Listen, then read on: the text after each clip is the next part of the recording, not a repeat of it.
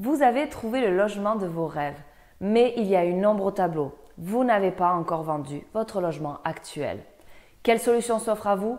On en parle tout de suite. Bonjour tout le monde, je suis Céline, conseillère immobilier au Pays Basque. Et comme certains d'entre vous le savent déjà, je partage sur mes réseaux sociaux ma vie de conseillère immobilier, mes péripéties, mes aventures. Alors n'attendez plus, rejoignez-nous. Aujourd'hui, je souhaitais aborder avec vous le sujet du pré-relais. Le pré quoi? Le pré-relais, qui est aussi appelé pré-achat-revente. C'est un prêt qui permet de financer l'achat d'un nouveau bien avant la vente du précédent, ce qui est souvent le cas lors d'un changement de résidence principale. S'il est complètement possible de coordonner les deux opérations de vente et d'achat, d'ailleurs je vous rappelle qu'on en a déjà parlé, je vous laisse la vidéo juste là, il est possible que vous souhaitiez attendre avant de vendre votre logement sans passer pour autant à côté de votre nouveau coup de cœur. Et c'est là où le pré-relais va être très utile car il va vous permettre de gérer financièrement cette période et vous permettre aussi d'acheter avant d'avoir vendu.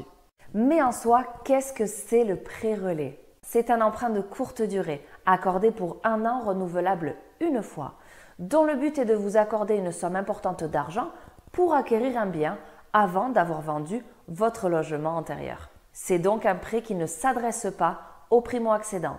En résumé, il va vous permettre d'attendre l'acquéreur idéal et de ne pas brader votre bien.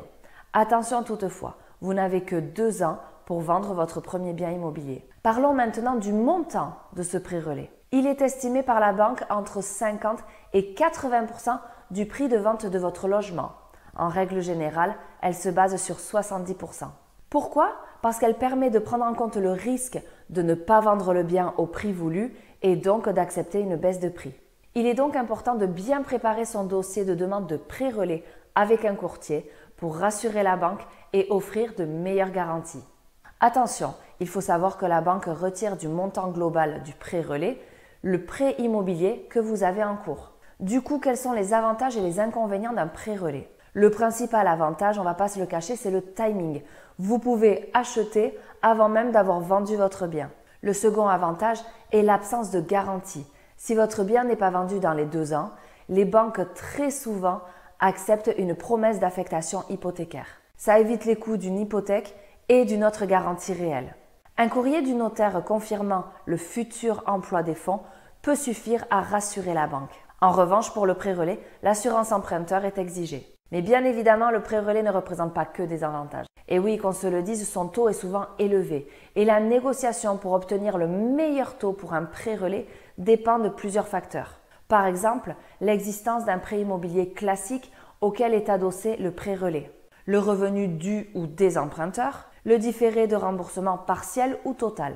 Sachez d'ailleurs que le différé de remboursement partiel vous permet d'obtenir un meilleur taux que le différé d'un remboursement total.